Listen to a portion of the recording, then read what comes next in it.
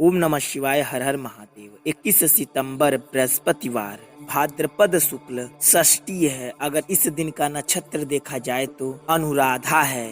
इस षष्ठी का यह उपाय कर लेने से आप अपने जीवन की कई सारी समस्याओं से छुटकारा पा सकते हैं। चाहे आपके घर में कितनी बड़ी परेशानी क्यों ना चल रही हो, चाहे आपके घर में पैसे की बहुत ज्यादा समस्याएं चल रही हों, या अगर कोई अटका पड़ा हुआ काम हो ही नहीं रहा हो, उस काम में अनेकों बाधाएं आ रही हों, वह काम होने का नाम ही नहीं ले रहा हो, या अगर आपके घर में कोई हानिकारक शक्ति का वास हो, आपको पता ही ना हो, जिसकी वजह से कई सारी परेशानियां, कई सारी दिक्कतें आ रही हों, तो भी इन सारी समस्याओं से आप छुटकारा पा सकते हैं इस एकमात्र उपाय से। बस आपको इस उपाय के लिए आपको थोड़ी सी सावधानी बरतनी पड़ती है। उसके लिए आपको इस वीडियो को पूरा देख लेंगे, आपसे गलती होने की गुंजाइश नहीं रहेगी। तो आप इस उपाय को करने से पहले इस वीडियो को पूरा जरूर देख लें। इस एकमात्र उपाय से आप आने वाली समस्याओं से भी छुटकारा पा सकते हैं। तो आपको इस उपाय में क्या क्या सामग्री लगेगी और आपको इस उपाय को कहाँ करना है और कैसे करना है, सब बताएंगे इस वीडियो में। तो इस वीडियो को बेहद ध्यान से देखें और पूरा देखें। बताने से पहले आपको बता दें, अगर आप भोलेनाथ के सच्चे भक्त हों तो इस वीडियो को जरूर लाइक करें और चैनल को सब्सक्राइब करके बेल आइकन दबा लें। आपको इस उपाय के लिए क्या क्या सामग्री लगेगी, उनमें से सबसे पहले आपको अपने घर का थोड़ा सा साफ सुथरा चावल ले लेना है। इस बात का बेहद ध्यान रखें, यह चावल का दाना आपके घर का ही होना चाहिए। आपको गिनती नहीं करनी है चावल का, थोड़ा सा आपको चावल ले लेना है। और आपको कम से कम 3 बेलपत्री ले लेना है। अब आपको थोड़ा सा अपने घर से तिल का दाना ले लेना है। वो भी कौन सा तिल लेना है? काला तिल लेना है। हाँ, कई भाई बंधु कहते हैं कि तिल हमारे यहाँ नहीं होता, हम तो दुकान से खरीद के लाते हैं। ठीक है, आप दुकान से खरीद के लाते हैं, आपको वह तिल का दाना अपने घर पर ला के रख देना है। और उसके बाद आप अपने घर में जहाँ कहीं भी पूजा पाठ करते हो, उस तिल के दाने को अच्छी तरीके से रख देना है, जैसे पसार देना है। उसके बाद बिटोर के उसे किसी अच्छे से बर्तन में रख लेना है। अब आपको वह तिल का दाना ले लेना है। हाँ, अगर आपके घर का तिल का दाना हो तो और अच्छी बात है। और आपको थोड़ा सा चंदन ले लेना है। इन सारी सामग्रियों के साथ साथ आपको 1 लोटा जल ले लेना है। इस बात का बेहद ध्यान रखें, जो लोटे का जल लें वो अपने घर से ही भरना है। ये नहीं कि रास्ते में कहीं से भर लें, नहीं, आपको लोटे का जल अपने घर से ही भरना है। और आपको उस लोटे के जल में, अगर आपके घर में गंगा जल हो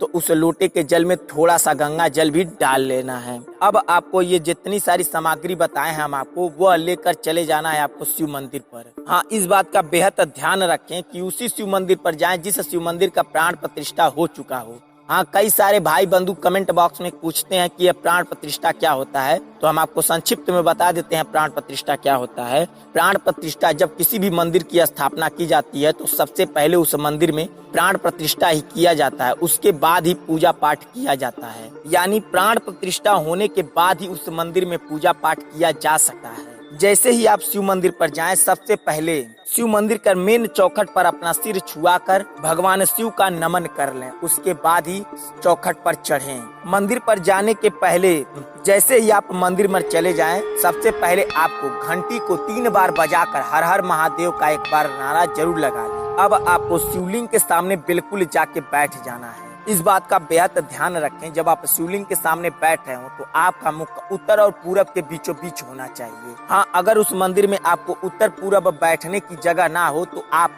पूरब की दिशा की ओर करके मुंह बैठ सकते हैं। हमारा मानना यह है कि मंदिर को ध्यान में रख के ही बनाया जाता है कि उत्तर पूरब की दिशा की ओर भक्त आके बैठकर पूजा पाठ कर लें। तो आपके मंदिर पर भी यह सुविधा प्रदान की जाती है कि आप जब कभी भी पूजा पाठ कोई भी भक्त करने आए तो वह उत्तर पूरब की ओर मुंह करके बैठकर पूजा पाठ कर सके। जब आप वहां शिवलिंग के सामने बैठ जाएं तो आपको सबसे पहले 3 बेलपत्री अपने सामने रख लेना है। उसे चंदन से ऊपर वाले भाग पर थोड़ा थोड़ा टीक देना है। इस बात का बेहद ध्यान रखें, जब आप पत्ती पर टीक रहे हो तो आपको ओम नमः शिवाय का जाप करते हुए बेलपत्री पर टीकना है। अब आपको उसी समय उसी चंदन से शिवलिंग पर ओम बनाना है। इस बात का बेहद ध्यान रखें, जब आप शिवलिंग पर ओम बना रहे हो तो एक बार अंगुली पर जब चंदन लगा लें तो पूरा ओम बना दें। ये नहीं कि आधा ओम बनाए फिर चंदन लगाए अंगुली पर फिर ओम बनाए, नहीं, आपको एक बार अंगुली पर चंदन लगाना है और पूरा ओम बना देना है। ठीक उसी समय आपको ओम नमः शिवाय का जाप करते हुए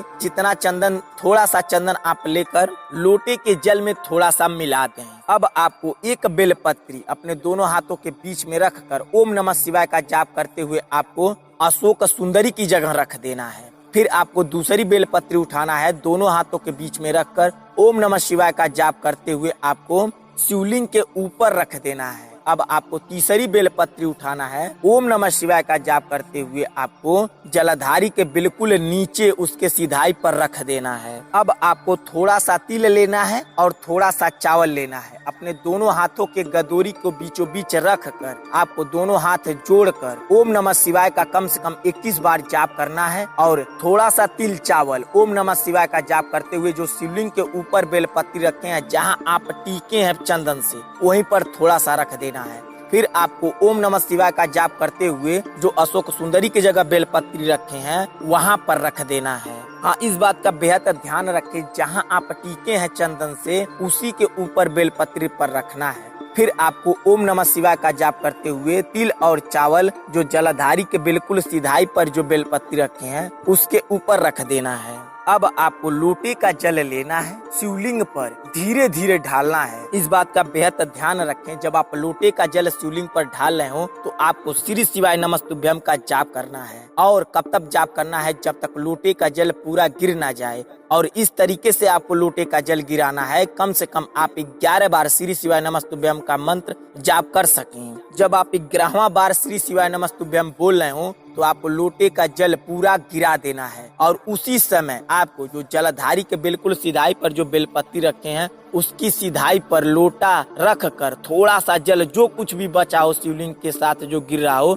1-2 बूंद लोटे में जरूर रोक लेना है। अब आपको वह लोटे का जल और जो जलधारी के बिल्कुल सिधाई पर जो बेलपत्री और चावल तिल रखे हैं उसे आसानी से उठा लें ताकि गिरे ना।